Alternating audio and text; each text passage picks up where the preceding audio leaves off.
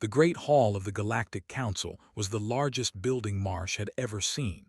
It stretched for 3 kilometers, with walls made of polished black stone that reflected the light of 10,000 stars displayed on the ceiling above. Each star represented a world that belonged to the Council. Humanity wanted to add Earth to that map. Stood at the human podium, wearing his finest diplomatic uniform. He had spent 20 years working toward this moment. Behind him stood his team of 6 advisors, including Lieutenant Commander Amy Brooks, a military officer with sharp eyes and a sharper mind. She had served on the frontier, fighting pirates and raiders. She knew what the galaxy was really like beyond the pretty lights of the council chamber. Across the vast hall, hundreds of alien species watched from their own platforms. Some looked almost human. Others were so strange that could not tell which end was the front. But all of them shared one thing. They were old. Their civilizations had existed for thousands of years before humans learned to make fire. The oldest and most powerful were their representative, High Arbiter Han, stood at the center of the chamber. He was tall and thin, with hard shell skin and large eyes that saw in many directions at once. His people had ruled 1,000 worlds for 40,000 years. To them, humans were children who had only just learned to walk among the stars. Han made a clicking sound with his mouth parts. A machine translated his words into English. The Council has reviewed the human petition for membership. We have studied your history, your technology, your culture. Felt hope rise in his chest. They had worked so hard for this. Earth had sent its best scientists, its finest artists, its most skilled diplomats. They had shown the galaxy everything good about humanity. Your species is young, Han continued. You have been traveling between stars for only 200 years. You are aggressive. You fight among yourselves. You are not ready for full membership. The hope in his chest began to fade. However, Han said, the Council is willing to offer humanity a path forward. You will surrender all military vessels to control. You will allow observers on all your worlds. You will accept our guidance in matters of government, trade, and expansion. After 500 years of good behavior, we will consider your petition again. Heard Amy draw a sharp breath behind him. 500 years. 20 generations of humans living under alien control. Their children and great, all bowing to masters from another world. What protection would Earth receive during this time? Asked, keeping his voice calm. The Dominion would protect humanity from external threats. Your worlds would be safe. Amy leaned close to his ear. The same protection they gave she whispered. Knew what she meant. They had accepted protection 60 years ago. They had been a proud people with beautiful cities and ancient traditions. Now 90% of them were dead. The survivors worked in mines and factories. The Council had done nothing to stop it. Looked around the chamber. He saw the platform empty now. He saw other species who had accepted Council terms, their representatives sitting quiet and afraid. He saw them watching him with cold, patient eyes. They expected him to say yes. Every other species had said yes. What choice did anyone have against the power of the Council? Thought about his daughter back on Earth. She was 12 years old, with her mother's smile and a dream of becoming an astronaut. What kind of future would she have under rule? What kind of future would any human child have? He made his decision. The people of Earth, said slowly and clearly, respectfully declined the Council's offer. The chamber went silent. For a long moment, no one moved. Then chaos erupted. Aliens shouted and clicked and made sounds that could not identify. Han's translator struggled to keep up with the noise. You cannot decline, Han said, his voice rising above the others. No species has ever refused Council terms. There is a first time for everything. Gathered his documents and turned to his team. We are leaving. They walked toward the exit, their footsteps echoing in the sudden silence that fell over the chamber. Could feel hundreds of eyes watching him. Some looked shocked. Some looked angry. A few, he thought, looked almost hopeful. Han's voice followed them. If you walk out those doors, humanity will stand alone against the galaxy. You will have no allies, no trade, no protection. Your worlds will burn. Stopped at the threshold, he turned to face the assembled council one last time. These beings had existed since before human civilization began. They had seen empires rise and fall. They thought they knew how the universe worked. Humanity has stood alone before, said. We survived ice ages and plagues and wars that killed millions. We rebuilt every time. We always rebuild. He paused, letting his words sink in. We will manage. He walked through the doors, and they sealed shut behind him with a sound like a tomb closing. The journey back to Earth took 3 weeks, spent most of it in his cabin, writing reports and preparing for what would come next. Amy visited him often, bringing food he did not eat and coffee he drank by the liter. Do you think we did the right thing? She asked one evening. Stared out the window at the stars sliding past. I think we did the only thing we could do. The council was not offering us membership. They were offering us slavery with a prettier name. They will not let this go. They will come for us. I know. We are not ready for a war with them. Our fleet is small. Our colonies are spread thin. They could crush us. Turned to look at her.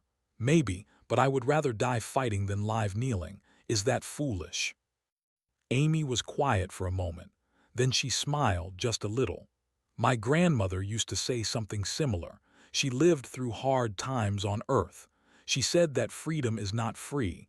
Someone always has to pay the price. Your grandmother sounds like a wise woman. She was. Amy stood up to leave. Get some sleep, Ambassador. We have a lot of work to do when we get home. She was right. When Ship arrived at Earth, he found a world transformed. News of the failed peace talks had spread. Some people were afraid, some were angry, but many, far more than had expected, were proud. They had said no. For the first time in galactic history, a young species had looked at the great powers of the universe and refused to bow. Whatever came next, humanity would face it standing tall. President Daniel met at the spaceport. He was a tall man with gray hair and tired eyes, a former professor who had never expected to lead his people through a crisis like this.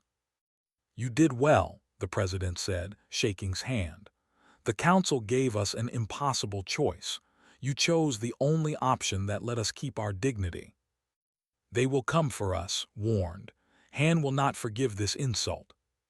President nodded slowly. Then we had better get ready. He looked up at the sky, where somewhere far away, ancient powers were already making plans. Because when they come, we will show them what humanity is made of. 3 months passed after Marsh walked out of the council chamber. In that time, the galaxy showed humanity exactly what it meant to stand alone. The embargo came first. Ships blockaded the major trade routes. Human merchants who had spent decades building relationships with alien partners found their contracts canceled overnight. Goods that Earth depended on, rare medicines, special metals, advanced computer parts, stopped arriving. On the colony world of New Haven, a young engineer named Tyler Brooks watched the news with growing worry. He worked in the agricultural district, maintaining the machines that kept the farms running. His sister Amy had left 2 weeks ago, returning to military service aboard a warship called the Endurance. They are saying they are building a fleet, his neighbor said. She was an old woman who had lived through hard times before. 200 ships, maybe more. Tyler shook his head. The human fleet has maybe 50 ships total. How are we supposed to fight those odds? The same way people always fight impossible odds, replied. With courage and cleverness and a whole lot of luck. Far away, in orbit around a distant moon, Admiral Cole stood on the bridge of the Endurance and studied the same reports. She was 62 years old, with gray hair cut short and eyes that had seen too many battles. She had hoped to retire soon, to spend her remaining years on her family's ranch in Montana. Instead, she found herself commanding humanity's second fleet. Admiral, her executive officer said, approaching with a tablet. His name was Ben Taylor, a serious young man with a talent for logistics.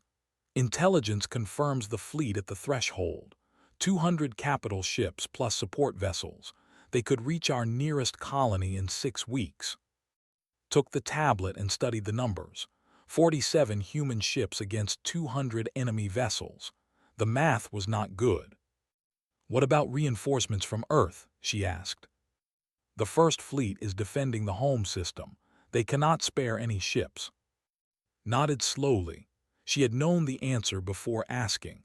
Earth had to be protected at all costs. The outer colonies would have to fend for themselves.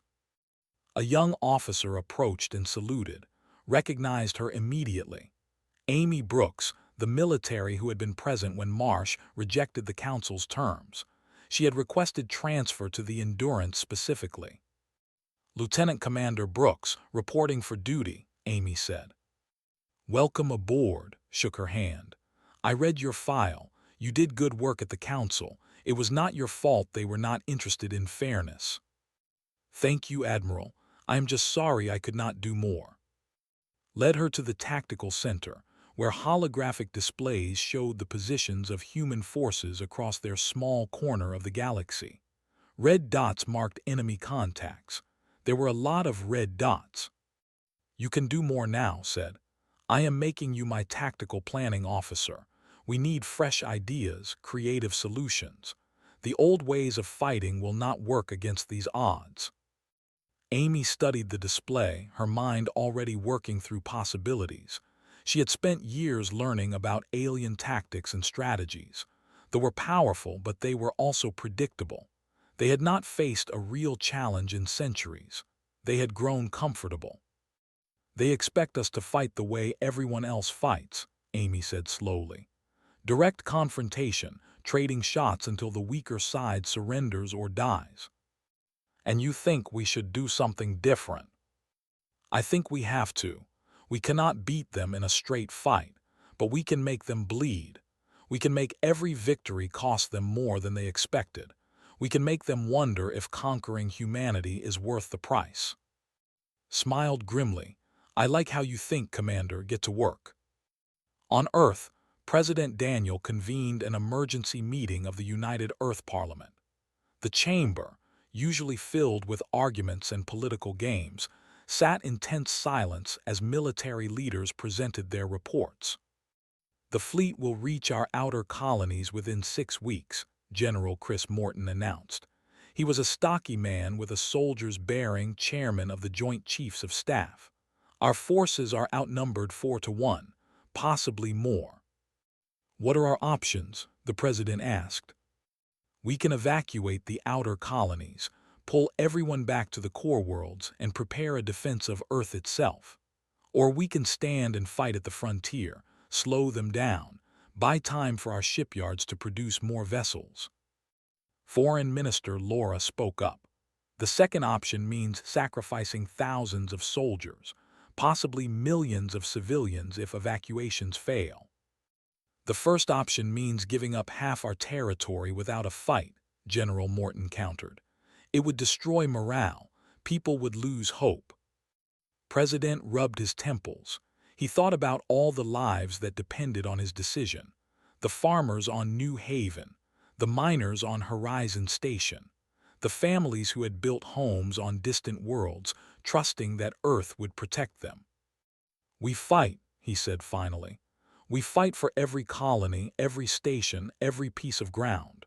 We show the galaxy that humanity does not run. The room erupted in discussion.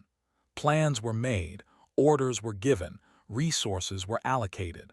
The great machine of human civilization began to shift from peace to war. Meanwhile, on New Haven, Tyler Brooks received a message from his sister. It was text only, military communications being restricted to save bandwidth for important traffic. Still keeping promises, the message read. Tyler smiled despite his worry. When Amy had left to rejoin the fleet, he had made her promise to come back.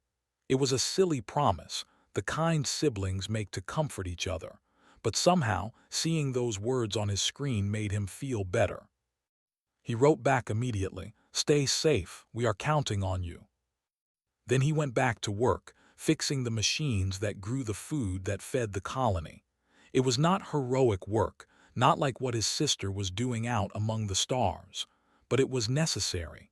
Everyone had a part to play.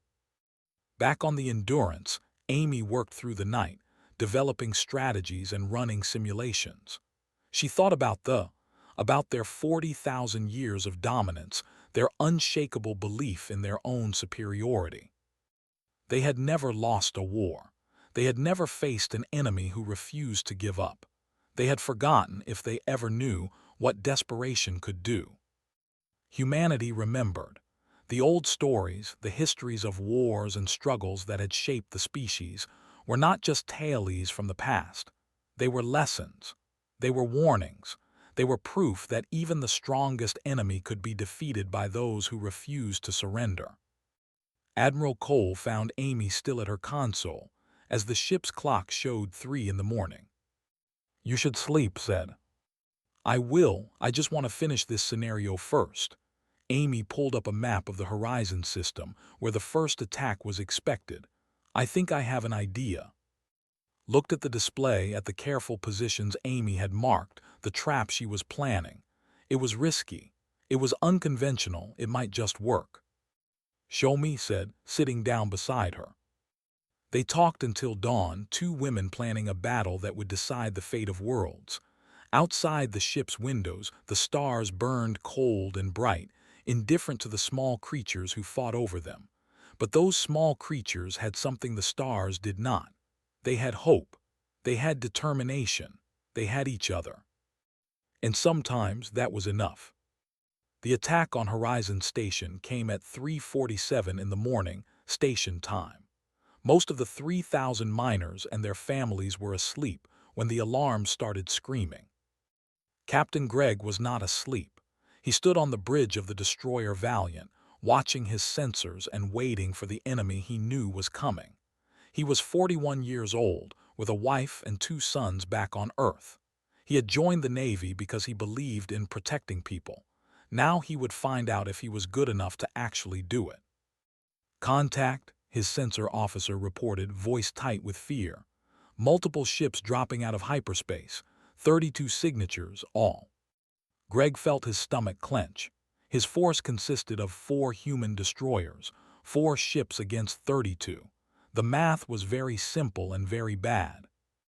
"All hands to battle stations," he announced over the ship-wide channel. His voice sounded calmer than he felt. "This is not a drill. I repeat, this is not a drill." Around him, his crew moved with desperate efficiency. They were young, most of them, fresh from training academies that had not prepared them for anything like this. But they did not hesitate. They did not run. They went to their posts and prepared to fight. On the Endurance, 6 hours away at maximum speed, Admiral Cole received the distress signal. She read the numbers and felt her heart sink. "They are not going to last until we arrive," Ben Taylor said quietly. "Knows that." Stared at the tactical display, watching the red dots of enemy ships closing on the tiny blue cluster of human vessels. "He is going to have to hold them alone." Amy Brooks was already at her console, pulling up data on the Horizon system. "The asteroid field," she said suddenly. "It is dense, full of magnetic interference. Big ships cannot maneuver properly there." "What are you thinking?" "If can draw the into the asteroids, use the terrain against them, he might be able to even the odds a little. Their ships are larger, harder to maneuver. Our destroyers are smaller, faster." Opened a communication channel. "Captain, this is Admiral Cole. Hold that line, Greg, we are coming." Response crackled through static. "Understood, Admiral. We will give them a warm welcome." The Battle of Horizon Station began when the first ship fired on the Valiant. The shot missed, burning through empty space where the destroyer had been a moment before. Greg had already started moving, pushing his ship toward the asteroid field. "All ships follow my lead," he ordered. "We are not fighting them head-on. We are going to make them chase us." The other three captains acknowledged. Their voices were scared but steady. They trusted each other. That would have to be enough. The commander was named N, a veteran of 50 campaigns who had never lost a battle. He watched the human ships flee toward the asteroids and felt something close to amusement. Did they think rocks would protect them from the might of the Dominion?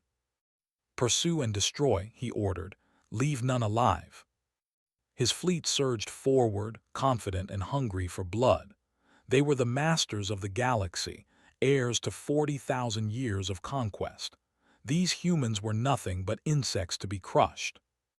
The first ship entered the asteroid field and immediately lost contact with the rest of the fleet. The magnetic interference scrambled their communications, their sensors. They were flying blind. That was when the Valiant struck. Greg had positioned his ship behind a massive asteroid, running silent with all systems at minimum power. When the enemy cruiser passed by, he fired everything he had. Missiles, energy weapons, even the ship's single-rail gun. The vessel's shields flickered and failed.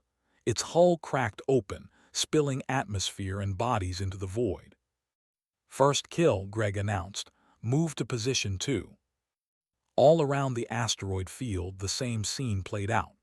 Human destroyers appeared from nowhere, struck hard, and vanished before they could respond. The enemy fleet scattered, trying to chase shadows, and in their confusion they made themselves easy targets. 3 hours into the battle, the humans had destroyed 8 ships and damaged a dozen more. They had lost 2 of their own destroyers, the Carson and the, with all hands. Over 300 human sailors dead in the cold dark of space. Greg felt every loss like a physical blow. He had known some of those people. He had trained with them, eaten with them, laughed at their jokes. Now they were gone and he had to keep fighting. The commander, N, was no longer amused. He stared at his tactical display, watching his ships fall one by one to an enemy that should have been destroyed in minutes. This was not how the battle was supposed to go. "Pull back," he ordered finally. "All ships withdraw from the asteroid field." His subordinates protested. "Sir, we still outnumber them. We can still win." "We have lost 8 ships to 4. That is not victory, that is humiliation." N's voice was cold. "We will regroup, plan a proper assault, and return with overwhelming force. These humans have earned a respite. They will not earn another." When the Endurance arrived 6 hours later, Admiral Cole found a battered but unbroken human force. Captain's face appeared on her screen, exhausted but triumphant. "We held them, Admiral," he said. "They ran." Felt tears prick her eyes. She blinked them away, keeping her voice professional. "Outstanding work, Captain. Your people saved 3,000 civilians today." The news spread across human space like wildfire. For the first time, humanity had faced thee and survived. More than survived, they had won. It was a small victory, a single battle in what promised to be a long war. But it was something to hold on to, something to believe in. On Earth, President addressed the world. "Today, our brothers and sisters at Horizon Station proved something important. We can fight back. We can win. The thought we would crumble at the first sign of resistance. They were wrong." Recruitment centers were overwhelmed with volunteers. Factories that had been building civilian goods switched to military production. Scientists who had retired returned to their labs, working on weapons and defenses. Humanity was mobilizing for war in a way it had not done in centuries. On New Haven, Tyler Brooks watched the celebration in the town square with mixed feelings. People were cheering, hugging each other, crying with relief. They thought the worst was over. Tyler knew better. His sister's brief messages had told him the truth. They were not defeated. They were angry. They were gathering their forces for a much larger assault.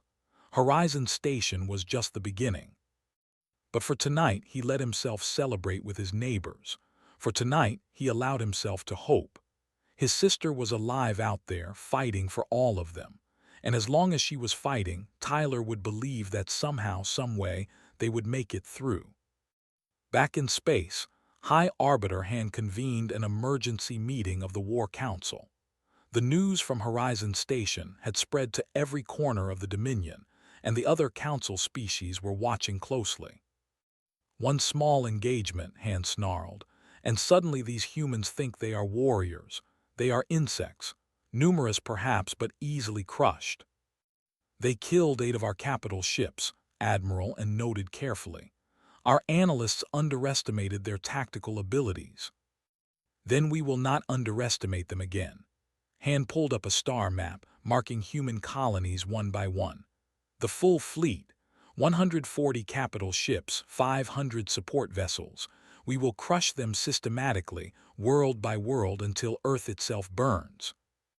The other nodded in agreement. The humans had surprised them once. It would not happen again. But far away, aboard the Endurance, Amy Brooks was already planning the next surprise. She looked at the star charts, at the impossible odds, and she smiled. "They think they know how we fight," she murmured to herself. "They have no idea what we are capable of." The real war was just beginning. 2 years into the war, humanity was losing. 7 colonies had fallen to the Advance. The death toll had passed 50 million. Entire worlds that had been full of life and hope were now burned wastelands, their people either dead or scattered across the remaining human territories as refugees. Admiral Cole stood on the bridge of the Endurance, looking older than her 64 years. Her hair had gone completely white. Her hands, once steady as stone, now trembled when she was tired. But her eyes were still sharp, still fierce, still burning with the determination that had kept humanity fighting against impossible odds. "Admiral," Ben Taylor said, approaching with the latest reports, "the fleet is moving toward Gate."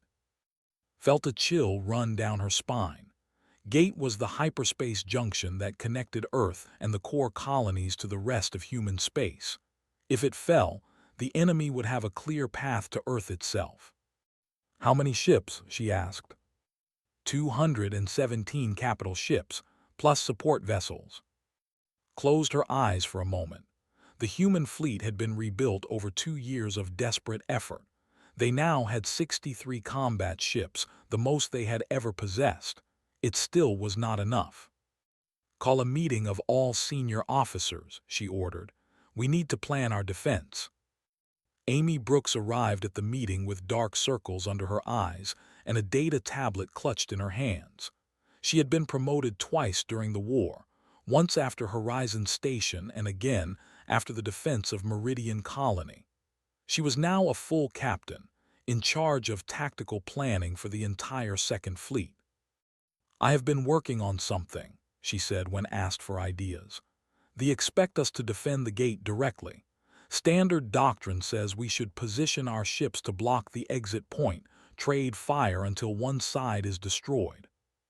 "That is suicide with these numbers," Ben Taylor pointed out. "Exactly, so we do something different." Amy pulled up a holographic display of the system. "We let them through the gate." The room went silent, raised an eyebrow but said nothing, waiting for Amy to explain. "The gate's approach corridor is narrow, constrained by gravity wells and radiation fields. Their fleet has to come through in waves. They cannot all arrive at once." Amy highlighted sections of the corridor. "We have positioned explosive drones throughout this area, disguised as debris. When their first wave enters, we detonate." "And their second wave?" someone asked.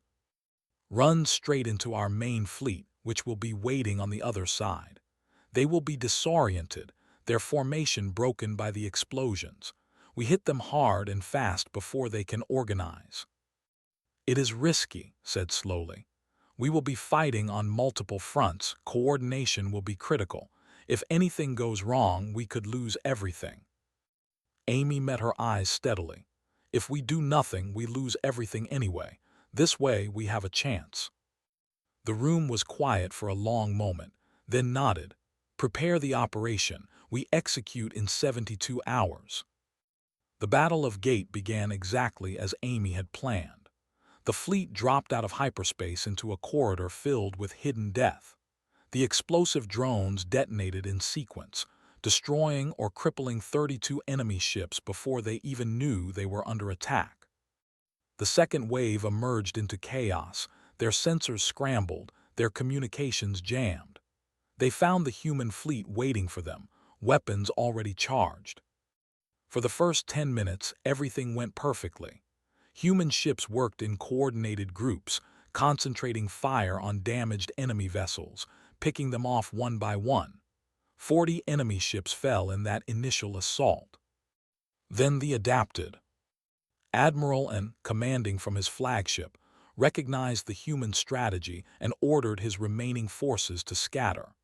Instead of coming through the gate in neat formations, they emerged in random patterns, spreading out before the humans could target them. What followed was 3 days of brutal, continuous fighting. Ships on both sides fought until their weapons ran dry, then resorted to ramming attacks, sacrificing themselves to take enemies with them. The space around Gate filled with debris and bodies, an expanding cloud of death that would drift through the system for centuries. Amy found herself commanding a destroyer after its captain was killed by a lucky enemy shot. She had never commanded a ship in combat before, but there was no time to find someone else. She gathered a squadron of equally damaged vessels and led them in a rearguard action, protecting civilian transports as they fled toward Earth. Enemy ships closing from bearing 270, her sensor officer reported. Amy checked her weapons. Half her missiles were gone. Her energy cannons were overheating. Her shields were down to 12%. "All ships follow my lead," she ordered. "We are going to buy those transports time." Her small squadron turned to face the approaching enemy. They were outnumbered 3-1. They were exhausted, but they did not hesitate. "For Earth," Amy said quietly. "For everyone we have lost, for everyone still counting on us." They charged. The fighting was desperate, close-quarters combat where skill and courage mattered more than numbers. Amy's ship took hit after hit, compartments venting to space, fires breaking out throughout the hull. But she kept fighting, kept commanding, kept her people together through sheer force of will. When it was over, her squadron had destroyed 6 enemy ships.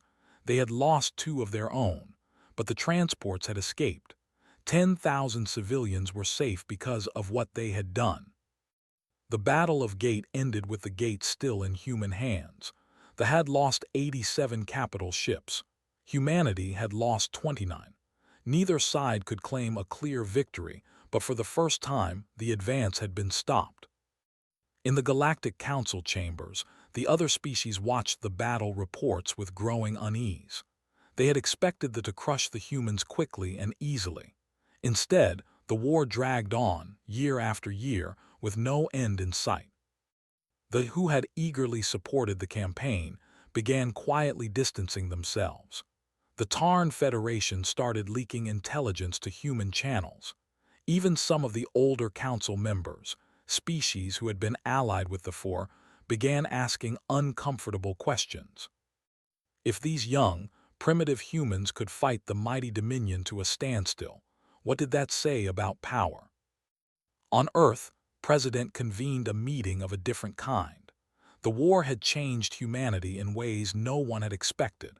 Old divisions between nations had faded. A unified human government had emerged, forged in the fire of shared struggle. "We have an opportunity," said. "They are weakened. The council is divided. Some of the neutral powers are willing to talk." Foreign Minister Laura nodded. "They have proposed a secret meeting. They want to discuss mutual defense." "They have been under influence for centuries," General Morton pointed out. "Why would they help us now?" "Because they see what we have proven," replied. "That they are not invincible, that it is possible to resist. We have given them hope." On New Haven, Tyler Brooks received a message from his sister. She was alive. She had survived Gate. She was coming home for a brief leave before returning to the front. He read the message 3 times, tears streaming down his face. Around him, the colony was full of refugees from fallen worlds, people who had lost everything. But Tyler had something to hold on to. His sister was alive. She had kept her promise. When Amy arrived, Tyler barely recognized her. She was thinner than he remembered, with new scars on her hands and a distant look in her eyes. But when she saw him, she smiled, and for a moment she was his little sister again. "You look terrible," he said, hugging her tight. "You should see the other guy," she replied. They sat together in Tyler's small house, drinking coffee and not talking about the war. Outside, the sun was setting over New Haven's green hills, painting the sky in shades of orange and gold. "Do you think we can win?" Tyler asked finally. Amy was quiet for a long moment.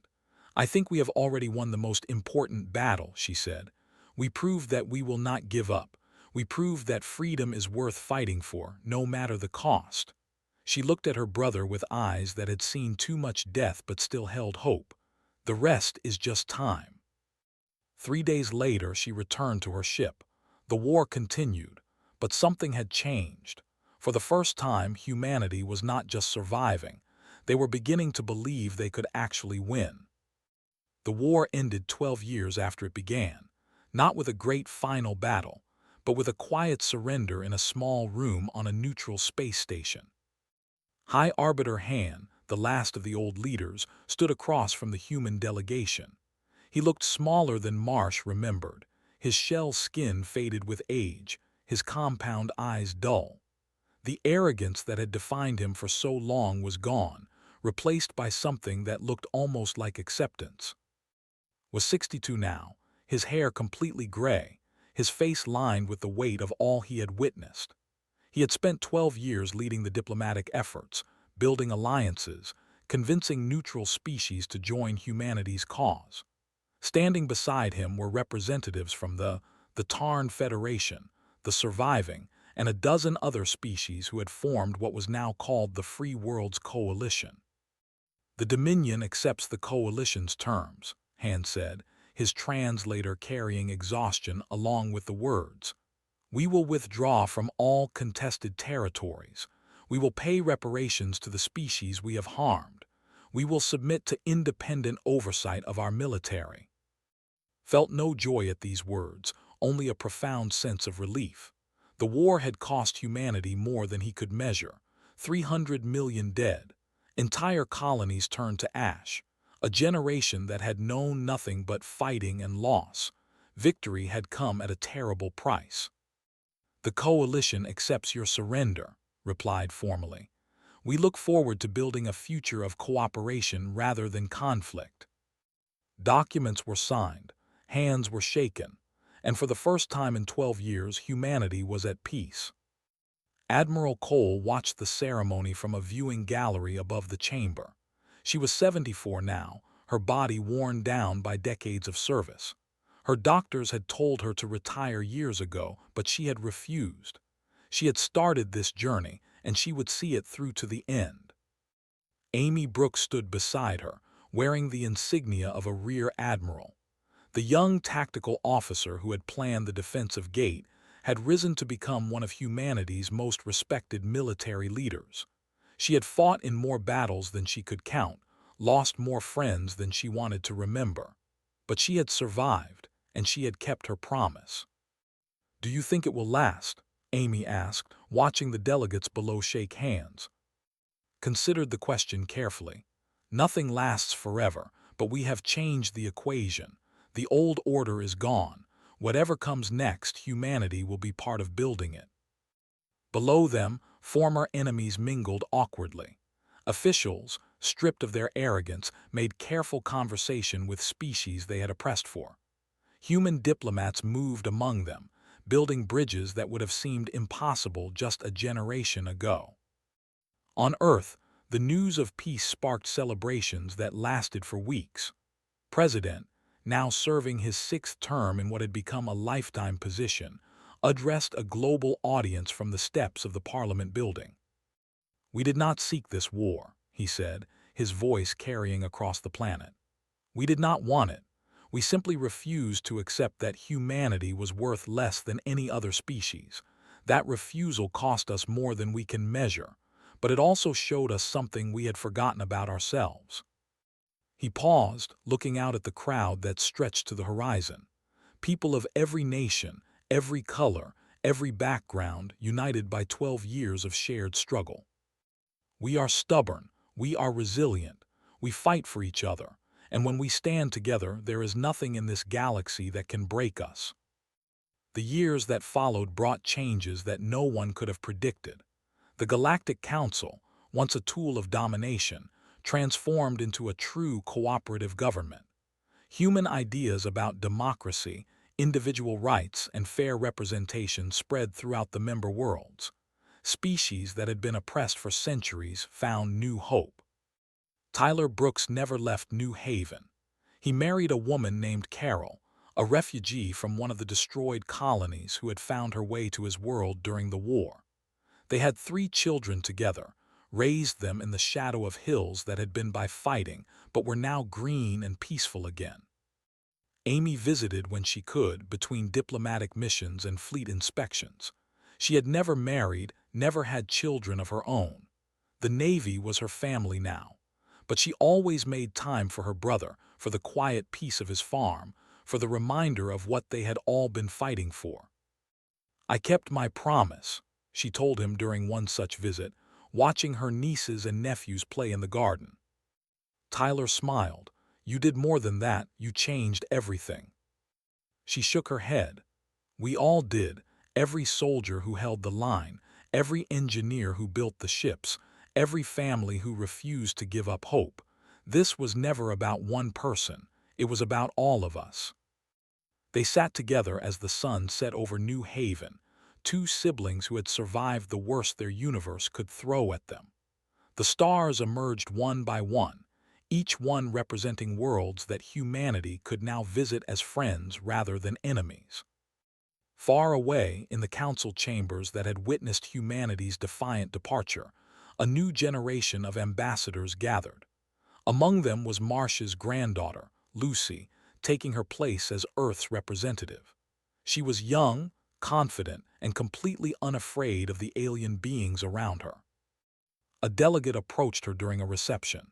He was young for his species, barely 200 years old, with curious eyes and a hesitant manner. "My grandfather spoke of your grandfather," he said. "He said the humans were the first species to walk out of the council chamber on their own. He never understood why you did it." Lucy smiled, thinking of all the stories she had grown up hearing. The desperate battles, the terrible losses, the small moments of hope that had sustained her people through the darkest times. "We did not leave because we were strong," she said. "We left because we knew that some things are worth fighting for: freedom, dignity, the right to choose our own future." She gestured at the diverse assembly around them, dozens of species working together as equals. "I think, in the end, you understand that now too." The young was silent for a moment. Then, in a gesture that would have been unthinkable to his grandfather's generation, he extended his hand in the human fashion. "Perhaps we do," he said quietly. "Perhaps we finally do." Lucy took his hand and shook it. Above them, through the transparent ceiling, 1 billion stars burned with the light of possibility. On Earth, in a small house in Montana, Cole finally retired. She spent her remaining years writing her memoirs, tending her garden and watching the stars from her porch. Sometimes she thought about all the young people who had served under her, all the lives that had been lost, all the sacrifices that had been made. She thought about a young species that had looked at the ancient powers of the universe and refused to bow. She thought about what that stubborn defiance had cost and what it had achieved. When she died, peacefully in her sleep at the age of 89, she was buried with full military honors. Her tombstone carried a simple inscription, chosen from her own words. "We stood alone, we survived, we changed the galaxy." The stars continued to burn, the universe continued to turn, and humanity, young and stubborn and endlessly determined, continued to reach for the light. The story of the Galactic Council's great mistake became a legend, told and retold across 1,000 worlds. How a young species had refused to kneel, how they had fought against impossible odds, how their defiance had transformed the galaxy. It was a story about courage, about sacrifice, about the unbreakable spirit of those who refused to surrender. It was a story about humanity. And it was only the beginning.